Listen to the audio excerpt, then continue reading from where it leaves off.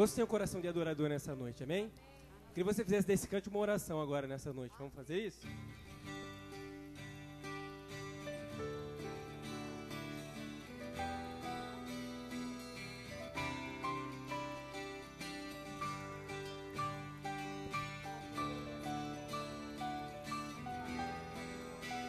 Vamos cantar ao Senhor agora. O coração de um adorador é aquele que se rende, se entrega e se prostra diante daquele que é Senhor. Para Ele não existe outro lugar. Para Ele não existe outro lugar. Para Ele não existe outro lugar. O coração de um adorador é aquele que se rende, se entrega e se prostra diante daquele que é Senhor. Para Ele não existe outro lugar. Para Ele não existe outro lugar. Para Ele não existe outro lugar.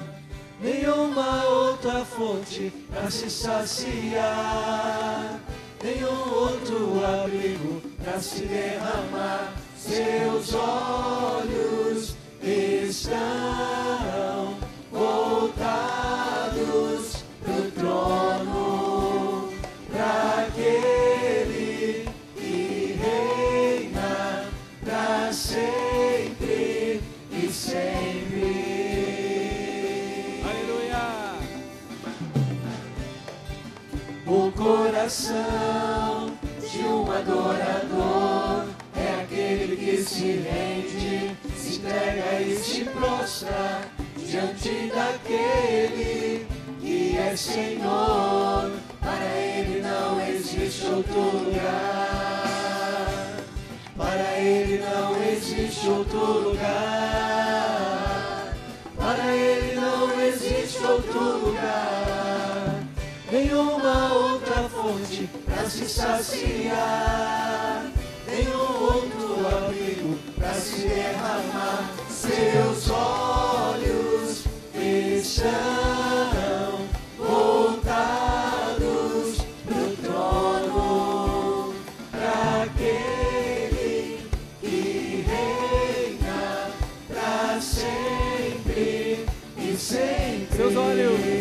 Seus olhos estão voltados pro trono, para aquele que reina para sempre e sempre. E as vozes?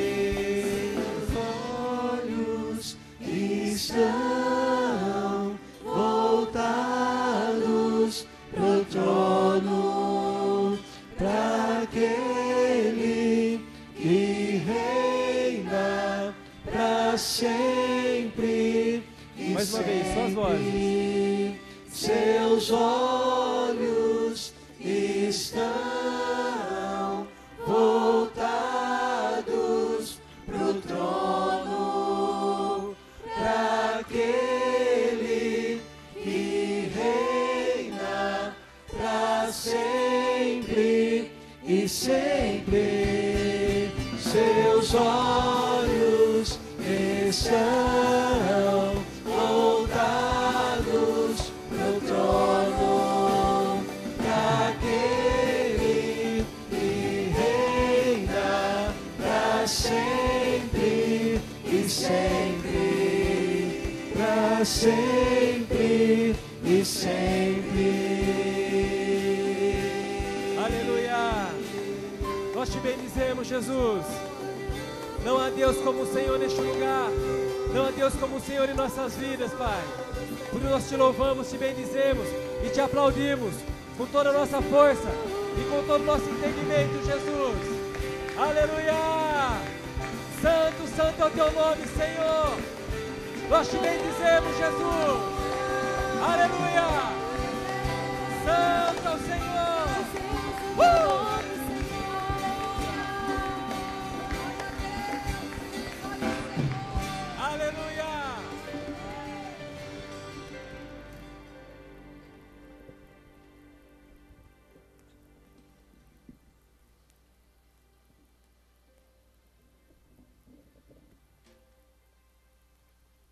Glória a Deus. Crianças de 3 a 10 anos podem se dirigir ao culto infantil.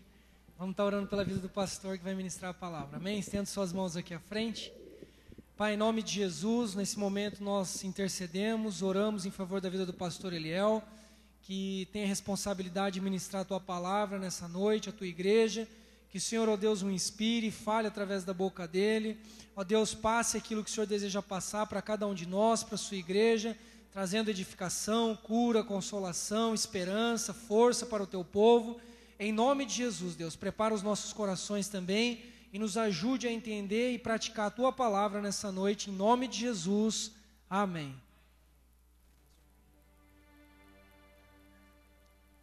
Glória a Deus. Vamos abrir nossas Bíblias no Evangelho de Lucas, capítulo 2.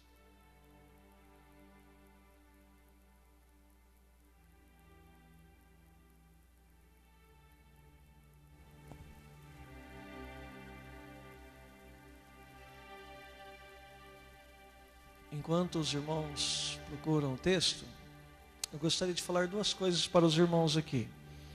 A primeira é referente ao grupo de convivência de apoio a pessoas feridas. É um grupo de convivência que funcionará quinzenalmente, certo? Esse grupo funcionará aqui na igreja, será ali na sala de intercessão. Então esse grupo é pessoas que têm traumas, luto, depressão, opressão também, pessoas que estejam passando por opressão, pessoas que porventura tenham sofrido abusos na sua infância, ou na sua adolescência, ou até na sua juventude.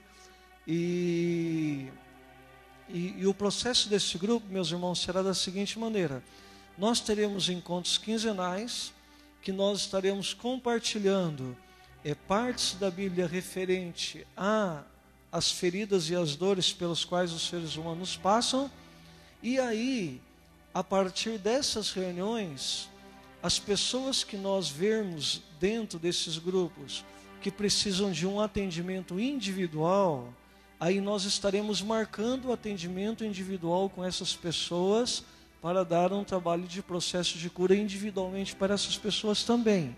Então, só para os irmãos entenderem, o grupo de convivência não é um atendimento individual para as pessoas, não.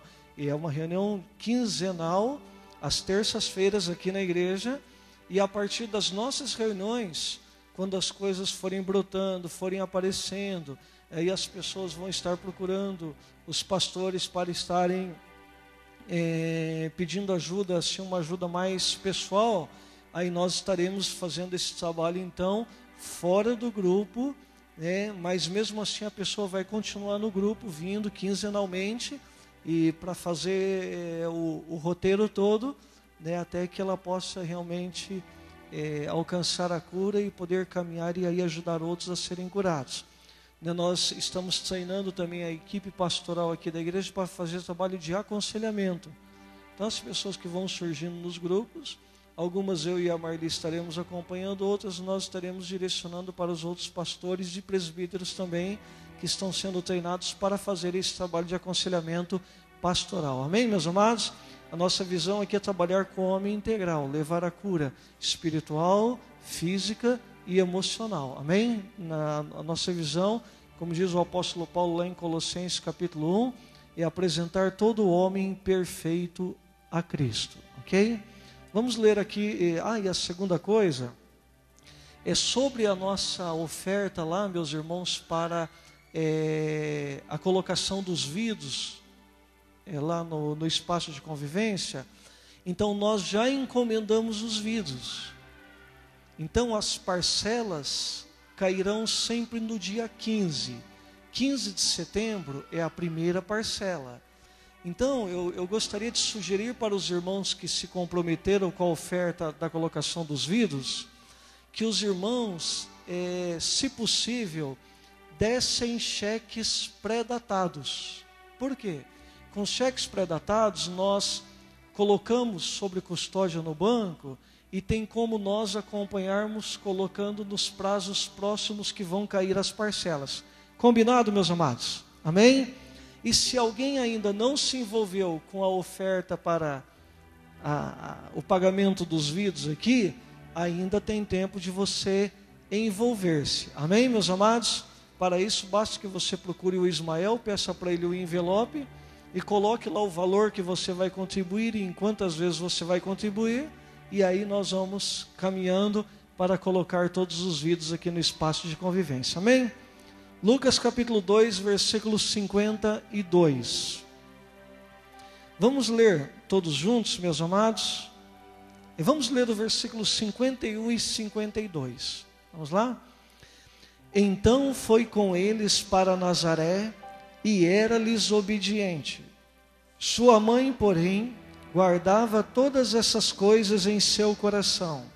Jesus ia crescendo em sabedoria, estatura e graça diante de Deus e dos homens.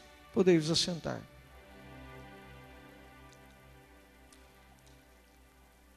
Eu me lembro, quando o avivamento bíblico completou 60 anos, e o presidente então era o pastor Cosme Ferreira da Silva, e algo que me chamou muita atenção foi a mensagem que ele colocou no Jornal do Avivamento, e depois, na comemoração dos 60 anos, ele pregou uma mensagem e ele fez a mesma citação na sua pregação. Ele falou assim que o avivamento bíblico estava completando 60 anos e nós, portanto, estamos engatinhando. Pensar em alguém com 60 anos como alguém que esteja engatinhando é uma perspectiva interessante. Se comparado às igrejas que foram fundadas há muito mais anos, as igrejas lá do ano 1500 e pouco, 1600, realmente nós estamos engatinhando. Quando se pensa em questão de maturidade, para vocês terem uma ideia, nações para serem consideradas nações prontas e maduras, elas devem ter no mínimo acima de 1000 anos. É um exemplo. O Brasil, com os nossos 500 e poucos anos aí, nós somos uma nação ainda considerada nova, sobre a perspectiva de povo, de cultura, de crescimento, sobre todos os aspectos. Mas, se nós formos pensarmos na idade natural dos seres humanos, nós podemos dizer então que o avivamento bíblico não é uma criança que começou a engatinhar, mas sim já é uma senhora, uma senhora de 65 anos, ok? Agora, olhando aqui sobre a perspectiva de Jesus Cristo, do nascimento de Jesus até a idade dos 12 anos, Lucas 2:40, nos diz que o menino Jesus crescia fisicamente e espiritualmente. Ele era cheio de sabedoria e a graça de Deus estava sobre ele. Nosso principal texto aqui, que é Lucas 2:51 e 52, também diz que Jesus continuou a avançar em 4 áreas de crescimento: sabedoria, estatura física, em graça diante de Deus e em graça diante dos homens. Esse belo crescimento equilibrado de Jesus, meus amados, deve ser o padrão para o nosso crescimento e maturidade. Muito se fala sobre cristãos maduros. O que seria um cristão maduro? Será que a idade que uma pessoa está frequentando uma igreja pode ser uma evidência de que ela seja um cristão maduro? Será que o fato da pessoa ter os seus bisavós, os seus avós e os seus pais já como com uma herança evangélica, como uma herança cristã, será que nós podemos dizer que essa pessoa também é uma pessoa madura? Na verdade, meus amados, há muita controvérsia sobre o que é um cristão maduro.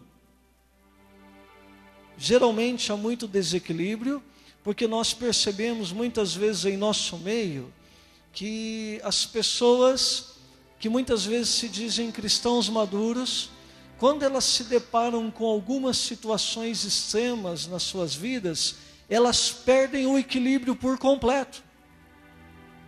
Elas entram em desespero, elas não sabem como agir, e quando agem de uma maneira atabalhoada, de uma maneira precipitada, muitas vezes contradizendo os anos que ela tem de fé. Às vezes nós vemos pessoas com tantos anos dentro da igreja, né? Eu me lembro quando nós pastoreamos a igreja de Santo André, tinha um irmão lá que ele se gabava de há 35 anos ele ser aluno da escola bíblica dominical. Ele se gabava. Há 35 anos eu sou aluno da escola bíblica dominical. Mas não se via na vida dele nenhum fruto. Pelo contrário, se via um cristão ignorante, que tratava muito mal os seus filhos, que tratava muito mal os irmãos, e que na verdade aqueles 35 anos apenas como aluno da escola bíblica dominical, de nada adiantou.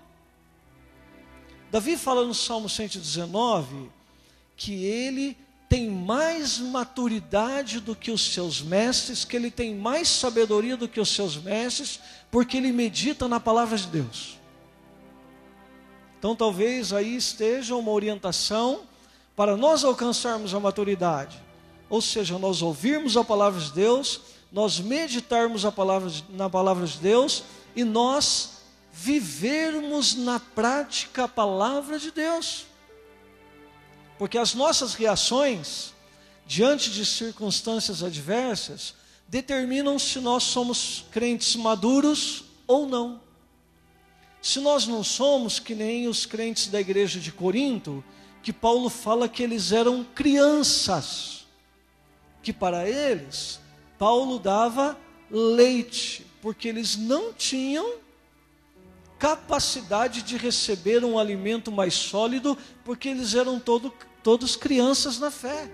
Eles não cresciam, eles não amadureciam.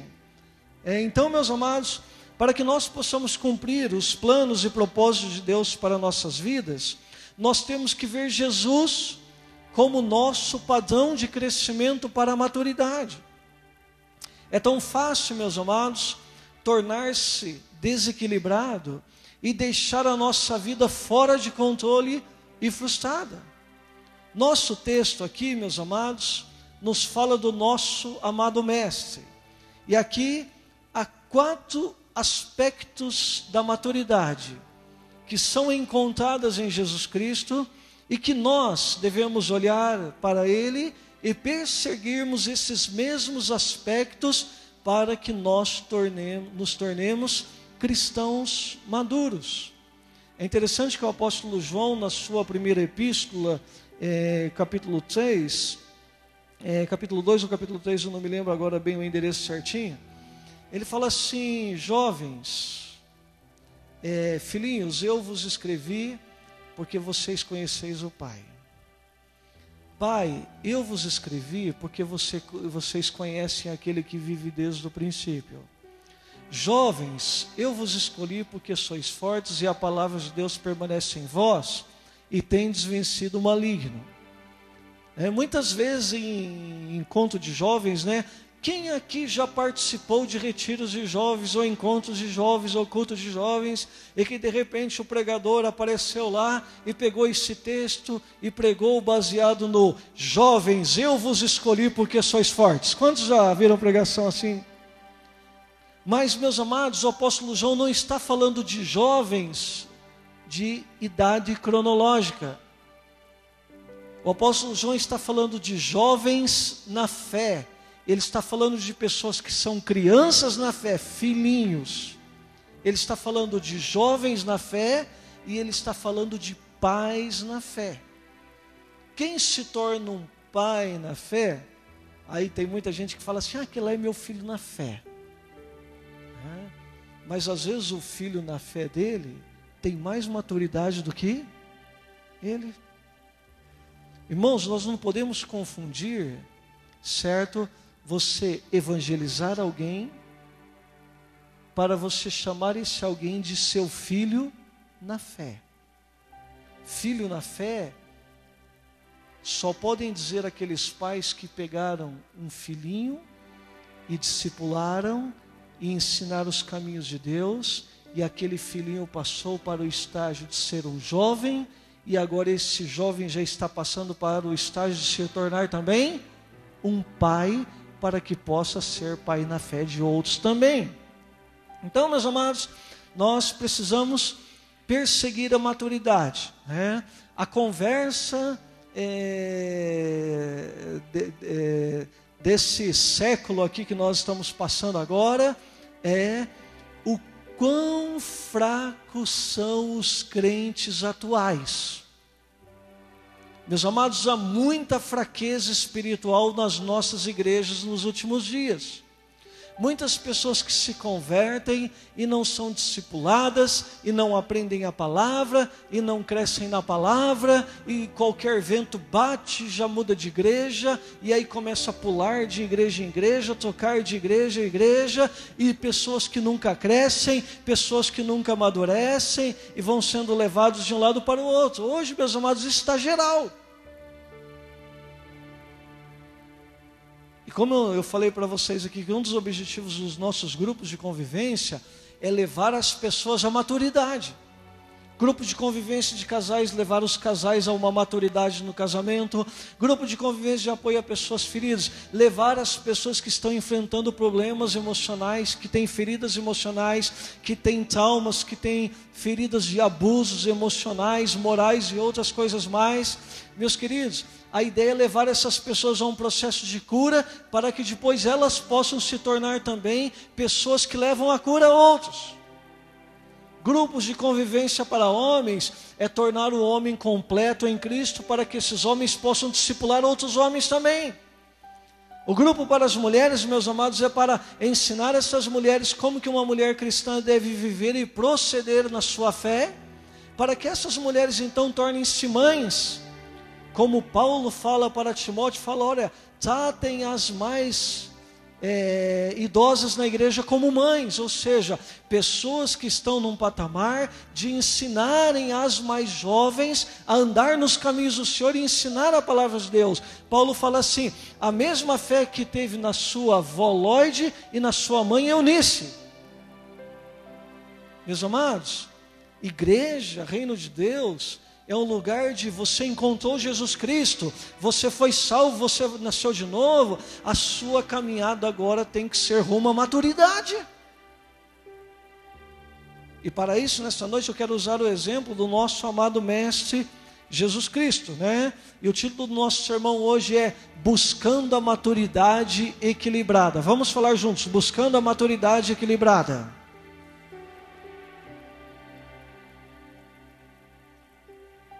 Em primeiro lugar, meus amados, Jesus cresceu na estatura física. Então vamos falar juntos. Crescer na estatura física. Meus amados, a saúde física e o crescimento faz uma grande diferença no desenvolvimento e crescimento de uma vida cristã equilibrada. Como cristãos, nós devemos tratar e respeitar o nosso corpo físico como o templo do Espírito Santo. O apóstolo Paulo fala lá em 1 Coríntios 6, 19, 20, não sabeis que o vosso corpo é o templo do Espírito Santo, e que o Espírito de Deus habita em vós, e vocês não são de vocês mesmos? Ou seja, alguém que encontrou a Jesus, que entregou a sua vida a Jesus, ele deve viver essa vida com a primeira certeza. Qual é essa primeira certeza? Que o corpo que ele está vivendo, o corpo que dá significado à sua existência, que fazem os movimentos que a sua alma determina, que levam para onde seus pensamentos dizem que tem que ir, que traduz todas as suas emoções em atos, em abraços, em afeto, em carinho, em casamento, em relacionamento. Então, o que o Paulo está dizendo aos Coríntios é que todos aqueles que nasceram de novo devem entender uma coisa, que o corpo que você está vivendo não é seu. Este corpo agora pertence a Jesus Cristo e que quem habita no seu corpo é o Espírito Santo e, portanto, você deve cuidar e cuidar muito bem do seu corpo, porque agora ele é o templo do Espírito Santo de Deus. Amém, igreja? Para estar bem fisicamente, meus amados, nós devemos cuidar de nossos corpos de uma maneira que honre a Deus. Como que nós podemos cuidar de nossos corpos, meus amados, de uma maneira que honre a Deus? Em primeiro lugar, nós devemos trabalhar apenas o limite que é dado ao ser humano para trabalhar. Nem mais, nem menos. Outra coisa, meus amados, nós precisamos aprender a descansar o suficiente. Vocês vão falar, o que isso tem a ver com espiritualidade? Vocês já verão. Nós precisamos também, meus amados, dormir o tempo que o nosso corpo precisa para recuperar as suas forças. Outra coisa, precisamos nos exercitarmos regularmente. Faça exercícios regularmente. Tem as propagandas lá, né? Faça exercícios regularmente. Outra coisa, meus amados, fazermos refeições saudáveis. Fala para a pessoa que está ao seu lado, fazermos refeições saudáveis. Outra coisa, evitarmos hábitos prejudiciais e abusivos. Comer muita fritura, comer muita gordura, beber muito refrigerante, essas coisas mais. Outra coisa, meus amados, evitar amargura e estresse. Fala para a pessoa que está ao seu lado, evitar amargura e estresse.